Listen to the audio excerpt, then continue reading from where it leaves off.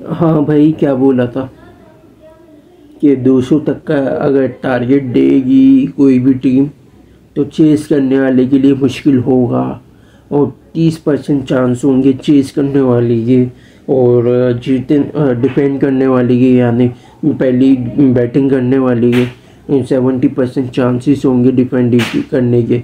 और लखनऊ की मैंने प्रेडिक्शन दी थी तो वही हुआ 70%। और 30% की जो फाइटिंग हुई वो आते आते मुंबई जीतते जीतते बनी बनाई बाजी हार बैठा। तो भाई लड़ाई में लखनऊ थोड़ा आगे निकल गई। मुंबई। हेलो, अस्सलाम वालेकुम, कैसे हैं आप लोग? ठीक है।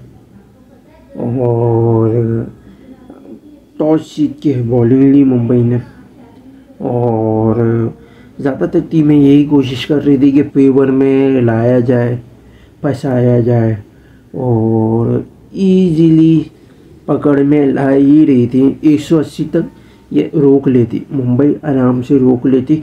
और बजाय है जिस तरीके से आपने देखा बैटिंग करती हुआ आ रही थी मुंबई, तो चेज़ इजीली हो जाता। बॉलिंग में जो आखिरी में जो मिलर के और बदूनी के जो रन आए ना, वो बदूनी और मिलर के रन दोनों के मिला के गले पड़ गए। दोनों ने 23 रन बनाए, 20 रन ऑब्वियसली अगर आप काटें 184 बनते हैं, और इजीली चेज हो जाता। आखिरी ओवर तक होता या सेकंड लास्ट ओवर तक, लेकिन हो जाता जिस मोमेंटम में खेल रहा था मुंबई। तो यहाँ से एक बाजी खराब हुई है दूसरी मुंबई की, कि तिलक वर्मा को इम्पैक्ट में लाए ये लोग, और थका थका सा लग रहा था। उस तरीके की इम्पैक्टफुल आ नहीं रही थी। नहीं, चलो समझ में आता, सिंगल लेके इस सूर्य कुमार यादव को सपोर्ट दे रहा था, सही है कोई बात नहीं। लेकिन अगर आउट हो जाता ना, मैं यकीन मानो विकेट गिर जाती, पीछे लाइन लग जाती, पांड्या, राजबावा, सेंटनर सब आउट हो जाते। अब ऊपर जो खेलता वो अकेला खड़ा रह जाता। तिलक वर्मा ने दिया, सही है, बॉलीवुड। और आ जाओ मुंबई पे। सबसे पहले तो मैं ये बोलना चाहूँगा, अबे भाई चल क्या रहा है ये। चलो समझ में आता है फील्डिंग में आप नहीं ले रहे, लेकिन आपको रखना चाहिए था वाइस कप्तान के तौर पे। स्काई को आपने रखा, सही है, वाइस कप्तान के तौर पे। और मुंबई में फील्डिंग में अगर रखते तो शर्मा की कहीं ना कहीं ब्रिलियंस कप्तानी जो करता है नेशनल टीम में, वो उसकी थोड़ी बहुत जो मशवरे हैं वो काम आ जाते हैं। ये पता नहीं किस तरीके की मैनेजमेंट चल रही है, फील्डिंग में भी नहीं। चलो सही है, समझ में आता है कि रेस्ट दे रहे, बैटिंग में कुछ फ़ायदा कर लेगा। बैटिंग में भी आपने 3 मैचेस खेला है, उसके बाद से आपने बैठा ही दिया। कोई गंवारा ही नहीं समझा कि भाई 2-3 मैचेस में और मौका दिया जाए बैटिंग में। आपने गंवारा ही नहीं दिया, विल चेक को ऊपर भेज दिया आपने। हद हो गई, हद। और शर्मा अगर खेलता कम से कम 20-30 रन भी आ जाते 10-15 बॉल पे। तेज इम्पैक्ट वाला पावर प्ले थोड़ा ख़राब हुआ, डिस्टर्बेंस हुई है। अगर वो सही खेल जाता, आप देखोगे भाई 13-14 रन की डिफरेंस आए, तकरीबन 12 रन से हारा है। और अगर 15 बॉल के डिफरेंस में 15 रन वो एक्स से ऊपर बना लेता, चार्ज कर लेता, तो आज इजीली आखिरी ओवर तक चेस कर लेता। चलो ये भी दूसरे एंगल से मैंने निकाल के आपको बता दिया। लेकिन पता नहीं क्या कर रहे हैं, डिसमैनेजमेंट चल रही है। इतनी महंगी टीम IPL की सबसे बड़ी, चल क्या रहा है पता नहीं, समझ से बाहर है। तो भाई आगाज़ करते हैं। टॉस जीत के बॉलिंग ली, बैटिंग का आगाज़ हुआ, और मिचेल मार्श ने आते के साथ ही स्टार्टिंग अच्छी थी। शुरू में इसका जो एज निकला था वो निकला था आपका दीपक चहार की बॉल पे। एम्पायरिंग इस तरीके की मिस गाइडेंस चल रही है, वाइड होती है, वाइड नहीं दे रहे। बाउंस पे वाइड होती है तो खा जाते हैं, थोड़ी सी लो बाउंस होती है तो उस पर वाइड दे देते हैं। एज निकला उसका आता ही पता नहीं हो, आउट ही नहीं दिया। तो एक दफ़ा खाली वो जैसे ऊपर से ऐसे हिला दिया था रिकल्टन ने, पूरी सही तरह इन्होंने अपील नहीं की, लेकिन वहाँ फर्ज बनता था कि आउट देना चाहिए था। जिस एंगल से यूँ खेला और बॉल ऐसे यूँ गई है ऑफ स्टम्प पे। चलो आवाज़ नहीं आई, साउंड नहीं आई, लेकिन जब DRA बाद में 2-3 बॉल के बाद जब दिखाया गया तो साफ साफ एज निकला था। इतना एज निकला था, इतना पता नहीं कौन सा पौवा सुट्टा गांजा चरस पी के मतलब 2-9 की एम्पायरिंग कर रहे हैं। कहीं भी स्टार्टिंग अच्छी हो गई, मारकर हम थोड़ा स्लो खेला, एंकर करना शुरू किया इसने, मार्श ने मारना शुरू किया और मारते मारते पूरा पावर प्ले कैश कर दिया, 7 ओवर तक ले गया। 7 ओवर के 76 पे कैच दे दिया डिवेश की बॉल पे।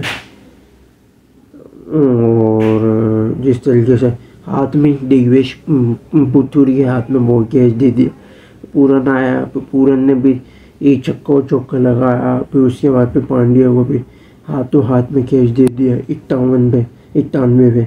फिर आया पन पता नहीं कौन से 27 करोड़ के को ऐसा लग रहा है कि चरस में मिला के ना फूक के बिल्कुल बैटिंग करना आता है। साले से रन नहीं बन रहे, हद हो गई। दिल्ली में तो चलो फिर भी बैटिंग कर लेते थे, वहाँ भी कप्तान था, लेकिन यहाँ तो हद ही हो गई। पिछले साल भी चलो 23-24 करोड़ का तो नहीं, बल्कि 20-21 करोड़ का चलो बिका था, लेकिन इतना बुरा हाल तो नहीं होना था जिस तरीके से लखनऊ में आके बैटिंग का हुआ। समझ से बाहर है। आते के साथ पांड्या को उसने भी कैच दे दिया, कॉर्बिन बोस को। बदूनी आया, बदूनी ने भी थोड़ा बहुत इम्पैक्ट विकेट को संभाला और मार्करम ने भी चार्ज करना शुरू किया, मारना शुरू किया। 20 के 50 हो गए, फिर ये आउट हो गया पांड्या की बॉल पे। और फिर मिलर खड़ा रहा, फिर बदूनी ने भी चार्ज करना शुरू किया। फिर और समद आया था, समद भी विकेट दे गया, बदूनी भी आउट हो गया था 158 पे। मार्करम आउट हुआ, फिर समद आउट हो गया 182 पे। फिर मिलर खड़ा हुआ था, फिर उसने चार्ज करना शुरू किया। आखिरी में वही खड़ा था शार्दुल के साथ, फिर वो आउट हो गया। एंड में रन सारे आखिरी में इसी ने सही वाले बटोरे। और रन जिस तरीके से इसने बनाया था, 20 रन का जो मार्जिन बोल रहा हूँ वो इसी का ही है। ये 20 रन इसने बनाया, 200 तक लेके गया। फिर आखिरी ओवर में विकेट गिर गई, फिर 203 हो गए 2 रन लेने के बाद। एक वाइड हो गई थी अवेश की बारी में। 240 का टारगेट आया। विल जैक आया ओपनिंग में, पावर प्ले विल जैक ने तो भाई पूरा ख़राब कर दिया डिफेंड खेलने के चक्कर में। फिर आकाश जैसे ही आया दूसरा ओवर में तो उसके हाथ में कैच दे दिया। फिर शार्दुल की बॉल पे भी रिकल्टन ने फिर स्क्वायर लेग पे सीधा सीधा हाथ में दे दिया। फिर नामंदीर आया और इसका है, इसने मिलके भी थोड़ा सा पावर प्ले को बचाया है, सेव किया है, थोड़े रन्स कवर किए हैं। इसका थोड़ा स्लो खेला था शुरू में, नामंदीर ने थोड़े से रन्स कवर कर दिए। आखिरी के 6 बॉलें उसने थोड़ी स्लो खेली है, वरना अदरवाइज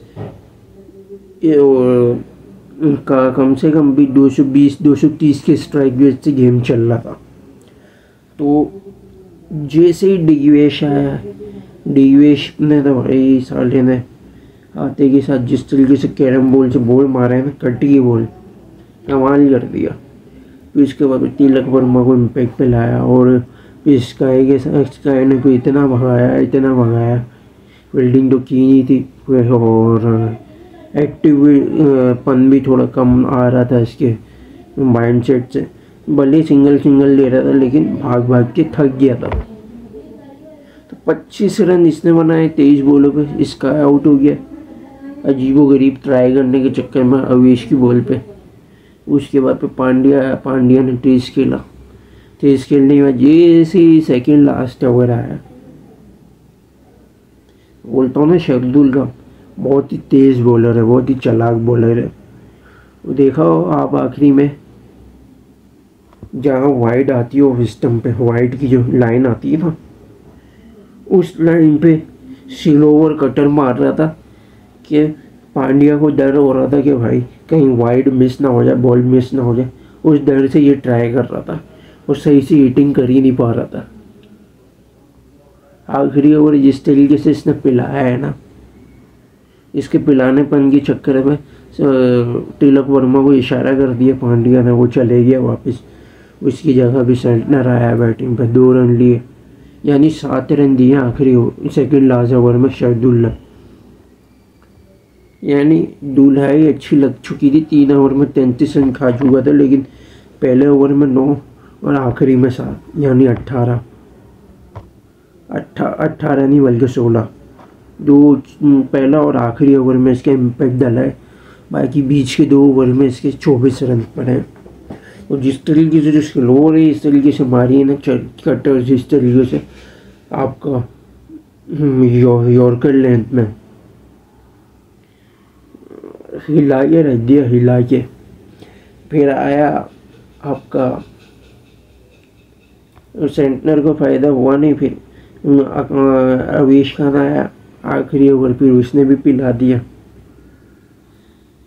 तीसरी चौथी बॉल जब हुई, पांड्या को वहाँ पर ट्राई करना चाहिए था, 1 रन भागना चाहिए था, भाग लेता, क्या पता 2 बॉलों पर 13 रन चाहिए थे। नामुमकिन ही समझो, क्या पता मुमकिन है, कुछ ना कुछ करीब ही आ जाते थोड़ा आखिरी बॉल तक। आप तुमने तो वही आखिरी ओवर में ही मैसेज दे दिया कि भाई 1 साइड मैच गया। तो मुंबई तो भाई वापस से नाकाम हुआ, टॉस में जीता लेकिन फ़ायदा हुआ नहीं। मैंने के टॉस के अगेंस्ट किया, टारगेट फिर से चेज नहीं हुआ और टॉस का डिसीजन इनका फिर से गले पड़ गया, क्योंकि पहली बैटिंग इस तरह से नहीं लेते। 160 पे ना नहीं मरी है, होम कंडीशन है लखनऊ की, तो भाई इस वजह से चेज लिया, लेकिन चेज में भी नाकाम हो गए और 7वें नंबर पे आ गया मुंबई 6 से, और 7वें से 6 पे चली है। लखनऊ ने अपनी पोजीशन थोड़ी सी बेहतर कर ली है और मुंबई का थोड़ा सा नुकसान हुआ। आगे कल के मैचेस में थोड़ा और नुकसान हो सकता है, नीचे आ सकता है मुंबई 9 पे। और जाते जाते हम यही बोलेंगे आखिरी में कि आखिरी में जो रन्स पड़े मुंबई को मिलर के, जो 20 रन जो आए वो एक थोड़े ज़्यादा पड़ गए और लखनऊ से थोड़ा फ़ायदा मिल रहा था मुंबई को, क्योंकि मिस फील्डिंग भी अच्छी खासी कर ली थी। रन आउट मिस हुए लखनऊ से, कैचेस छूटे कुछ, और लेकिन मुंबई ने उसका सही फ़ायदा नहीं उठाया। इसका है फिर 30 बॉलों के बाद थोड़ा स्लो हो गया था, वहाँ से इम्पैक्ट थोड़ा डाउन आना शुरू हुआ। और फिर सबसे चालाकी सबसे ज़्यादा पांच ने ये की कि दिग्वेश को बचा के रखा। 3 ओवर जब बचे थे, 3 ओवर में जब 40 रन चाहिए थे, तो 18वें ओवर में दिग्वेश को लगाया, 1 ओवर बचा के रखा था ताकि वो फंसा के रखे। उसने जब फंसा के रखा, भले 11 रन पर थोड़ा प्रेशर बना मुंबई पे, फिर वो भी शार्दुल ने फिर इम्पैक्ट डाला। तो यानी 15 या 14 ओवर के दरमियान गेम बदलना शुरू हो गया था। वहाँ से मुंबई थोड़ा ऐसे ऐसे कोलैप्स आना शुरू हो रहा था, डाउन होना शुरू हो गया था। क्यों? क्योंकि स्लो कंडीशन है, डेड पिच है, तो डेथ ओवर के अंदर मसले मसाइल देती है टारगेट चेस करने वालों को। भले वो 16 ओवर तक आपकी लग्जरी ले ले बैटिंग में, तो जितना भी करीब कोशिश कर ले टारगेट जाने की, लेकिन डेथ ओवर में वो टीम फंसती है। वही वो इनके साथ, और वो फंसे, पूरा कोलैप्स कर गए, आराम से इजीली हार गए।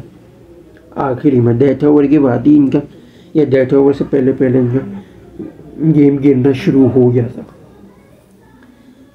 और उसका सबसे बड़ा, अगर आपने चलो राज बाबा को खिलाया भी, नमनदीप को आपने ऊपर किया, प्रोमोट किया, सही है, वेल एंड गुड, नंबर पे। लेकिन विल चेक की जगह आप शर्मा को ले आते। तिलक वर्मा के अगर थोड़े मसाइल आ रहे थे फिटनेस के, शर्मा को खिला लेते। तिलक की जगह अगर वो उतनी गेंदों पे शर्मा अगर 17 रन भी ऊपर बना लेता था, चलो अब 15 रन भी लगा लो, तो आप देखो जो 12 रन की शॉर्टेज से हार है वही 15 रन थोड़े काम आते और मुंबई इजीली थोड़ा कम प्रेशर ये डब्बे खेल लेता और जीत जाता। जहाँ 36 बॉलों पे 72 रन चाहिए थे, जो प्रेशर आया है इसका वो थोड़ा सा कम हो जाता। 12 रन का 36 पे 50 चाहिए होते, 36 पे आपके 60 या 58 रन चाहिए होते, थोड़ा इजीली प्रेशर हो गया। हर एक बॉल के हिसाब से 2-2 रन भी बनाते, कुछ ना कुछ कर लेते, यानी 12 के इस रन वेट से, रिक्वायर्ड रन वेट से। तो यही थी वीडियो। लाइक और शेयर और सब्सक्राइब जरूर करिएगा, बेल आइकन को जरूर क्लिक कीजिएगा। Thanks for watching video. Allah हाफिज़।